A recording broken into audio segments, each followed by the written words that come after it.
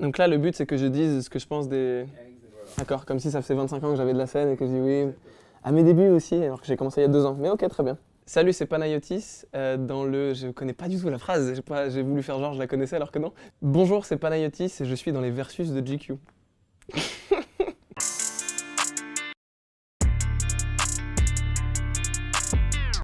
C'est moi, il fait un peu chaud ici. Ah oui, il fait très chaud. Il fait chaud, hein. Bah, faut dire que Un petit peu. n'étais pas obligé de venir en manteau. Ouais, mais je fais ce que je veux.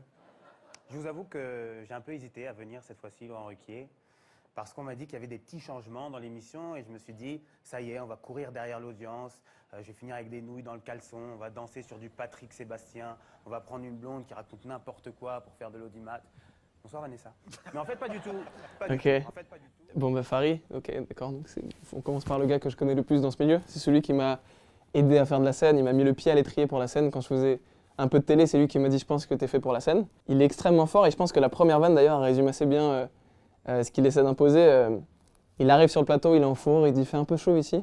Et Ruki lui dit en même temps vous êtes en doudoune, en fourrure, et il dit oui mais je fais ce que je veux. Et je trouve que ça résume assez bien Farid, c'est un gars qui fait ce qu'il veut et qui le fait très bien, donc c'est un des gars les plus forts. Je préfère vous dire dès le début, comme ça c'est fait. Je vais pas vous parler de ma barbe, okay, parce que j'ai pas grand chose à dire sur ça. Si, une fois, il y a un mec qui m'a demandé, il m'a dit comment tu fais pour avoir une barbe comme ça? Bah j'attends, en fait, c'est... Ok, bah voilà, ça c'est le bon exemple de Jason. Il a tellement le sens du phrasé, il est tellement fort pour la punchline. Il m'a aidé pour mon spectacle. À chaque fois, toutes les vannes qui étaient moyennes dans le spectacle, il arrivait et il disait mais ça, si juste tu le raccourcis, tu le mets là. Il a une musicalité qui est phénoménale. Attends, je vais l'appeler. Allô? Ouais, ça va? Ça va et toi? Ouais, je suis chez GQ là, je fais l'interview où je dois juger tu sais, les Ok. extraits des gens. Et genre, ils m'ont mis un extrait de toi où tu parles de ta barbe et tu commences et je leur ai dit ouais, je pense qu'il est un génie de la punchline. Est-ce que tu valides ça? Je peux dire génie de la punchline? Oui, je valide ça, bien sûr. Tu valides? T'es un génie de la punchline, c'est ce que t'es en train de dire? Évidemment. Ok, très bien. Et après, j'ai vu qu'il y a un extrait de Jeff Panaclock qui va passer. Qu'est-ce que je dis sur Jeff Panaclock? Ah bah tu dis que c'est un génie des mains dans le fion des Ok, très bien. T'étais en haut-parleur, mais tout va très bien. Parfait, merci Jason. pardon. On est très content d'être là encore, on est venu il y a 1 an et depuis voilà, on en a niqué des gonzesses, hein, je peux vous dire. Ouh là là. Vas-y, c'est vrai. Ouais, et donc aujourd'hui on est venu pour niquer. Ouais, on est venu pour niquer. Pour niquer. Non quoi? On n'est pas venu pour on est venu pourquoi? Pour jouer. Il est très fort pour tout ce qui est main. Non, mais c'est pas pour moi. C'est pas l'humour que je regarde, mais je crois qu'il est très très fort dans ce qu'il fait. Je pense que par exemple, ce qui est très fort, c'est qu'il est jeune. Je crois qu'il a quoi, la trentaine? Ou alors il cache bien son jeu. Et il arrive à faire rire le public de Michel Drucker. Et je crois qu'il y a très très peu d'humoristes qui arrivent, alors qu'ils sont jeunes, à faire rire une autre génération. Et je crois que juste pour ça, chapeau quoi. Quand mon père achetait ma mère dans les années 60, mon père avait 25 ans, ma mère 20, de moins. Toujours imaginer la réaction de ma mère quand on l'a dit, tiens, voilà l'homme de ta vie.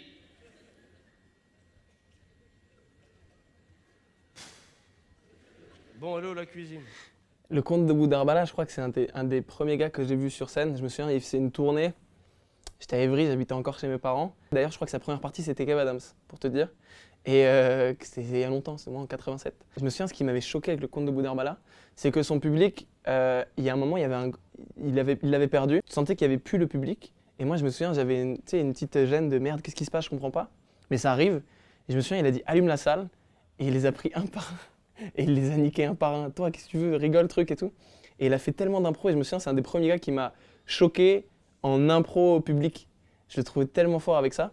Et il m'a vraiment bluffé là-dessus. J'aimerais bien que ça me parle, mais j'arrive pas à me retrouver dans l'érotisme actuel. En même temps, excusez-moi, mais est-ce que vous avez vu l'affiche du prochain salon de l'érotisme ou pas?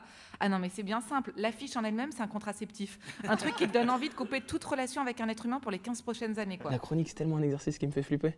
C'est tellement dur. Tu dois arriver tous les matins et parler de... Toutes les semaines, tu dois arriver avec un 5 minutes trop fort. Là, c'est un 4 minutes trop fort de genre... qu'est-ce que j'ai vu, Ça m'impressionne tellement. Nora, je la connais de la télé, on était ensemble à la télé. Pareil, ce qui était trop fort avec elle, et je me souviens, moi j'étais tout poupin, bon je le suis encore, mais à la télé, je me souviens, je la regardais et je me disais, ah, c'est tellement fort.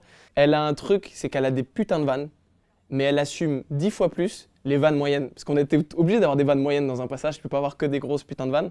Et je me souviens, elle assume, en plateau, elle assumait 10 fois plus les vannes qui étaient moyennes et elle se tapait des barres, même quand des fois elle assumait des vannes nulles et elle était morte de rire et c'était tellement bien. Je suis une femme blanche, hétérosexuelle, de 41 ans, consommatrice d'anxiolytiques. C'est pas une identité, c'est un cercueil, d'accord? Donc non, c'est vraiment, c'est très compliqué. Et encore, je dis je suis une femme, même pas tout le temps.